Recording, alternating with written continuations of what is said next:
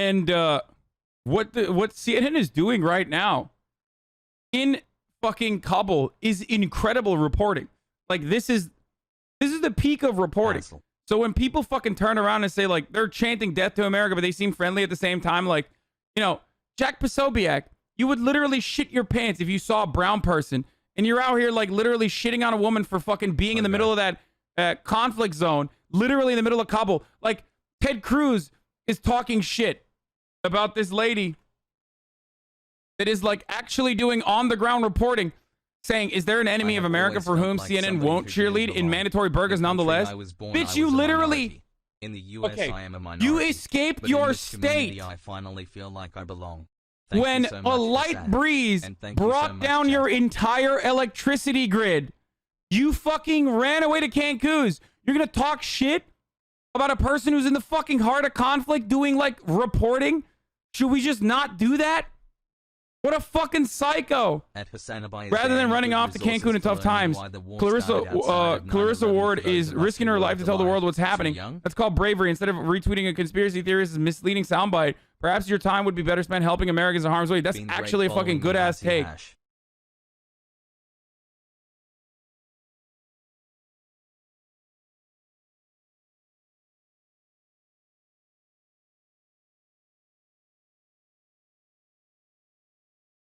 Not wearing a burqa. She's wearing a hijab. Okay, oh.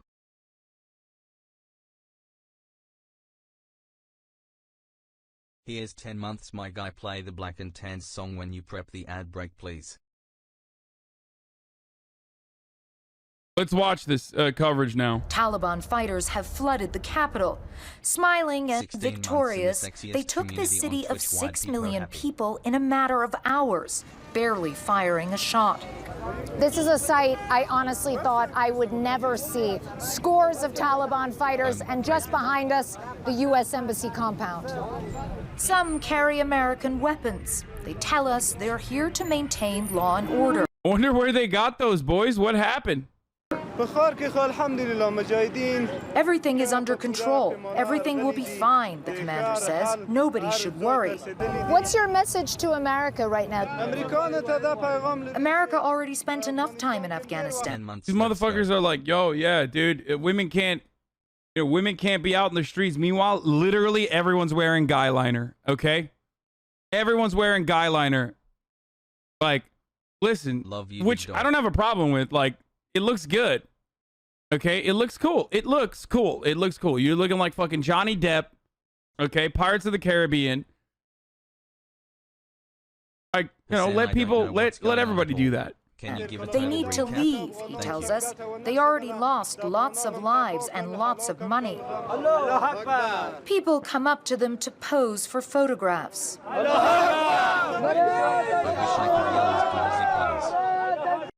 There are countries that also facilitated additional deals with the Taliban that are still operating their embassies, like Russia, for example, for the record. They're just chanting death to America, but they seem friendly at the same time. It's utterly bizarre. What a take. They're cheering. They're saying death to America, but they seem friendly at the same time. It's a bizarre sight. Chanting death to America, but they seem friendly at the same time. It's utterly bizarre. At the presidential palace, the Taliban are now guarding the gate.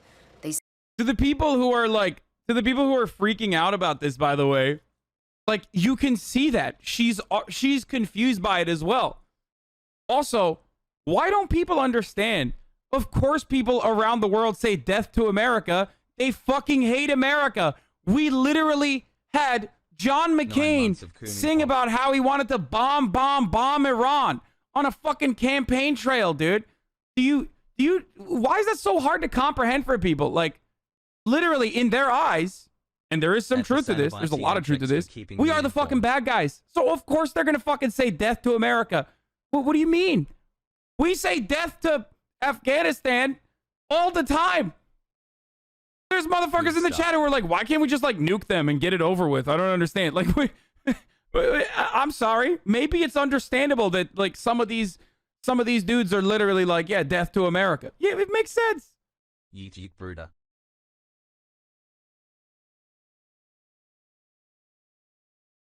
And that's why it's bizarre.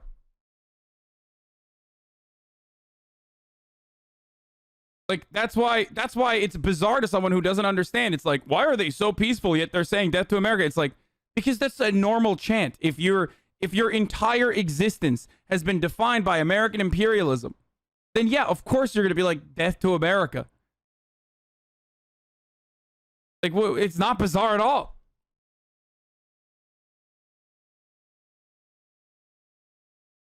Sag. Say they're here to fill the vacuum left when the government fled.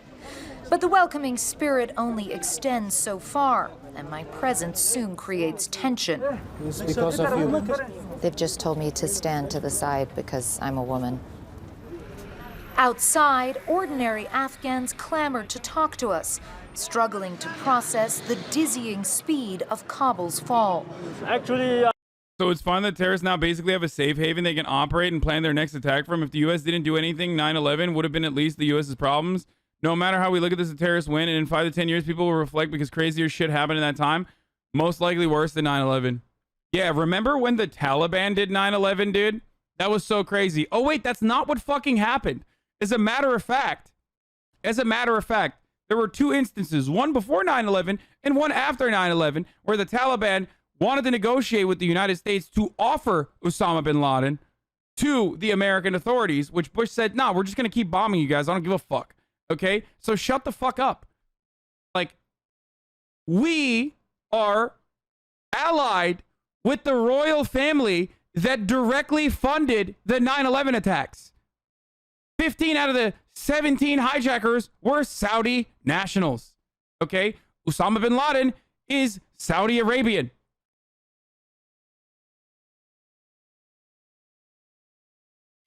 Those are our allies, though, because they got a lot of fucking oil. What the fuck are you talking about? Like, oh, dude, terrorists have a safe haven. Terrorists have a safe haven all around the world. Okay? They do. You know, as long as they're aligned with the United States government, at least for a particular time. And they align with the United States government for our regional interests. Okay? Hola. Didn't the Taliban now say they plan on attacking U.S. soil? Why would they do that, dumbass? The United States facilitated this deal so that the Taliban could take over the country. Why would they turn around and be like, it's time to attack America now? First of all, they don't even have they don't have the resources to attack America. Okay, that's number one. And number two, why would they unironically attack the country that finally fucking gave them the entirety of Afghanistan? You guys are crazy.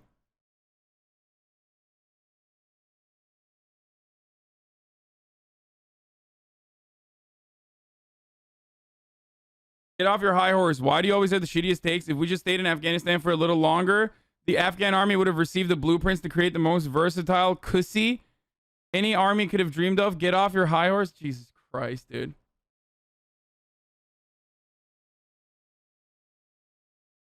Hi, Lexi.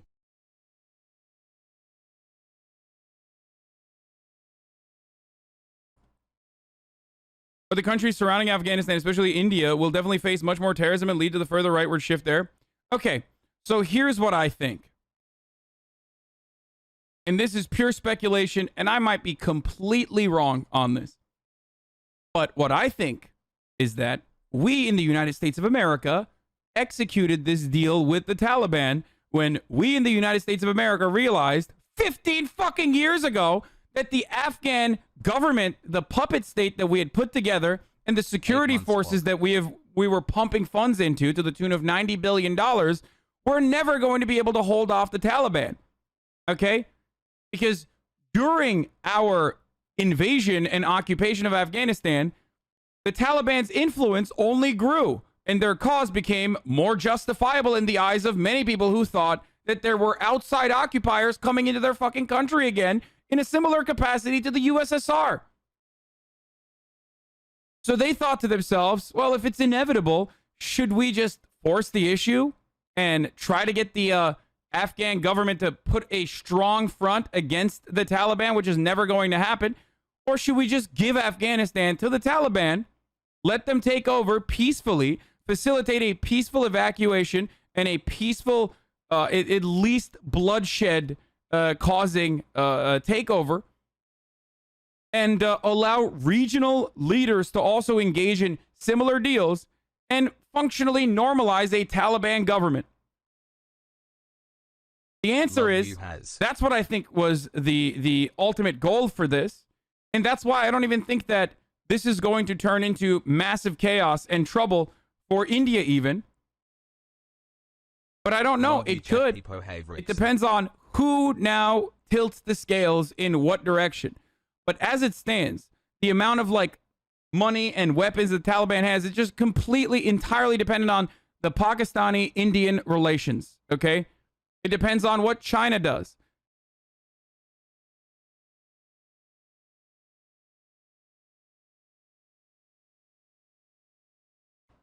As it stands, though, if you think that they're going to fucking, invade America or some shit like that, you're out of your mind. They're too busy trying to fucking take over and successfully run Afghanistan in the way that they wanted to for a very long time, that they were waiting for.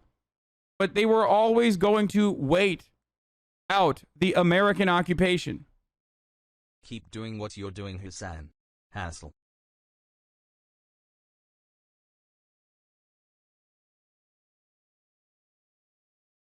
But if you believe that, you're as delusional as thinking you can avoid the ads at the top of the fucking hour. Because the top of the hour ad breaks come for all. Okay, it's just a 60-second ad break. But you can avoid it with one simple trick. By the way, eyeliner is an old tradition.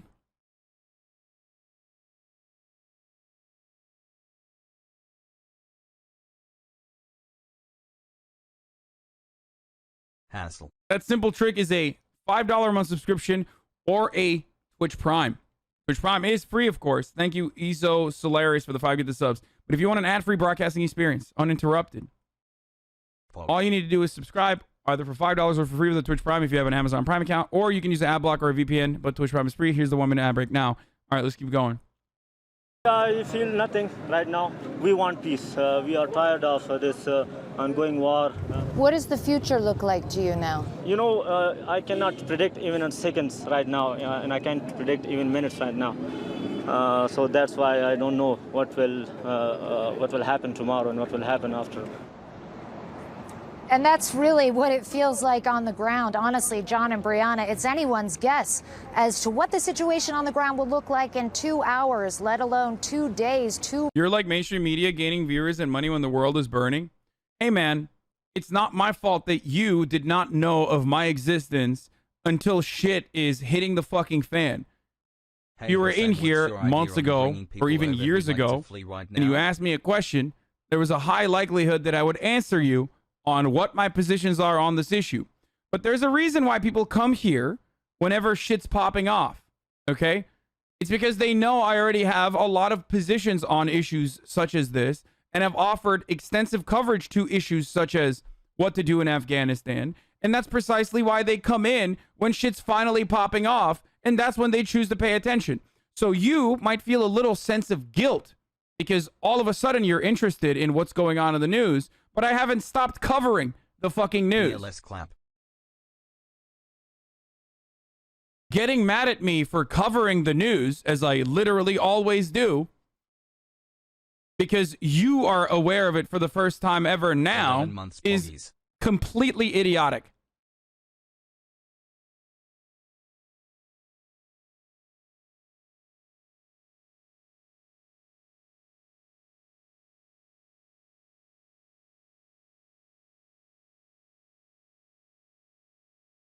Anyway. 2 months. And that profound sense of anxiety, I think you may not see it on the... Just an observation, bro. No one is mad at you. It's just a fact, bro. Chill out. Dude, you're a fucking idiot. You can't just be like, oh, it's just a fact, bro. Like, you're implying that I'm not covering the news when shit's not popping off. Like, This is what I do. I cover the news for thousands of individuals who want to be more aware of what the fuck is going on. Has rant. Streets, but it's the people who aren't on the streets today that in some ways are the real story. The people that are hiding in their homes, who are petrified to go out, who are worried about being targeted, who fear for their lives, who are too scared to tell their stories, but their stories must be told because in this moment their fear and their desperation is so real, as we saw with those extraordinary images coming from the airport that I don't think any of us will be able to forget anytime soon, John and Brianna. Clarissa, talk more about that. Who is on the streets and who isn't? And what happens if someone does want to try to go to the airport at this point and get out? So mainly on the street, I would say it's Taliban, and it's hard to show you, but they're literally everywhere. They're over there, they're over there, they're over there, they're everywhere. And that's how they're able to implement force, implement security, because people are so scared of them. No one is going to fight the Taliban. Then you also have some men on the streets. You have some kids. I have seen a few women, but I will say I have seen far fewer women than I would ordinarily see walking down the streets of Kabul. And the women that you do see walking down the streets of Kabul tend to be dressed more conservatively than they were when they were walking down the streets of Kabul yesterday. I've seen more burqas today than I had seen in a while. Obviously, I am dressed in a very different way to how I would normally dress to walk down the streets of Kabul. So there's a lot of children as well. I think they're more curious than anything else. And you know, it's important to remember as well, the Taliban does have, to many people... How is this reporter able to openly record and report in Taliban-controlled territory? Okay, I am going to have to repeat myself once again. The Taliban now are the Afghan government, okay? Going forward, think about it as though she's openly on the streets of Saudi Arabia, covering with the Saudi guard behind her, okay? That's what the Taliban is now, okay? So you have to understand that it's not like they're going to be fucking murdering her for doing coverage when they want good PR and they want to normalize their government, okay? It's Taliban's country now, okay? Do you understand? Now, the reason why... let me just say something for the record. Think about, yeah, they are not ISIS. No, they are not. They have also controlled the government in the past. So what I'm trying to describe to you here is like, just exercise a little bit of critical thinking. Like, oh, that's really interesting that the Taliban are right behind her and yet she is able to, you know, offer this kind of coverage. That's really interesting. I wonder why they're not like immediately murdering her and stuff. Because that's what I am inclined to believe.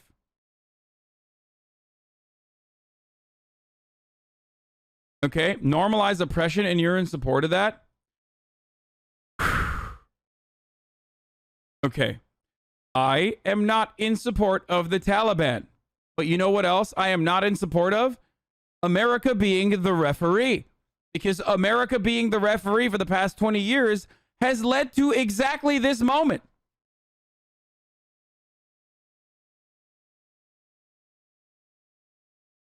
Pogo.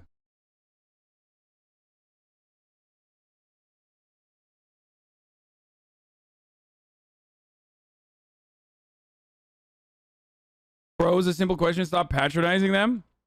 Really? Someone saying that like I'm in support of normalizing oppression is just a simple question, because it doesn't seem like it seems very loaded. Well, this bizarre sort of mystique, John. People are intrigued by them. Some people here genuinely... I love this. So Hamas equals good, but Taliban equals bad. It's the same thing. Oh my God. I have to repeat myself over and over and over again. Neither of these organizations are fucking good. Okay? Both of these organizations, on the other hand, are, in some instances, maybe not as the Taliban, but definitely for Hamas, especially in the Gaza Strip, are considered the only fucking organization that is looking out for the welfare of the individuals that are right there, that are immediately in their region. Okay? Oh my God. It's very difficult for some of you to understand this very basic concept. Remember as well, the Taliban Thank you for the 31 subs, by the way. Why is that reporter talking to Bosti? Mert Baba for the 31 subs. Oh, fucking horny Turk. Have to many people this bizarre sort of mystique, John. People are intrigued by them. Some people here genuinely see them as heroes. And so it's a very odd cocktail that you find on the streets of Kabul, with so many people hiding and other people peeking out to see what comes next, and nobody really knowing what on earth to expect. We're understanding, it's hard to see how those folks who are holed up can get out, even if they are perhaps, candidates for getting out, Clarissa. Some of them may qualify for P1 or P2 visas. I know personally of people who are awaiting status checks on those applications, and it appeared that they would be able to get out of Kabul, but now Kabul has fallen. It doesn't appear that there is a plan for the U.S. government to provide safe passage for many of those people from their homes where they're holed up to the airport. Can they get out without that, Clarissa? The problem you have now, there's definitely no plan in place to try to evacuate these people safely. Okay, the U.S. is really barely able to. You said the Taliban offered Osama bin Laden a Bush, then why did the UAE cut ties with the Taliban? Because they refused to give up Osama?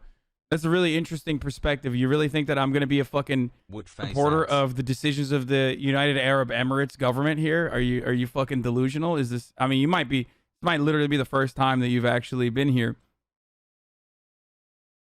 There were members amongst the governing branch of Afghanistan that 1000% did not want U.S. invasion, U.S. bombing campaigns.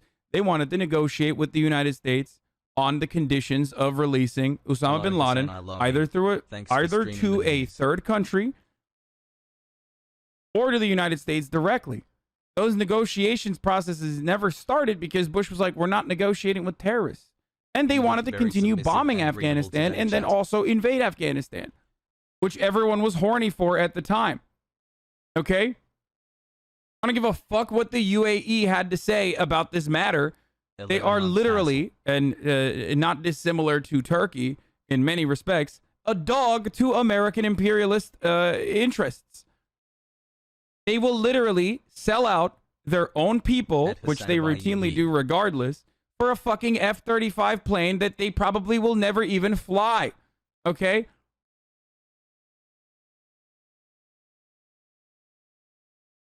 To keep a hold on the situation at the airport right now, let alone trying to extend some kind of corridor for people to leave through. So that is simply out of the question. The other problem you have is that there's this crush of humanity descending on the airport, vehicles clogging both lanes of traffic, scenes of people firing in the air to stop a sort of stampede almost. People have been shot by stray bullets. It's absolute pandemonium at the airport.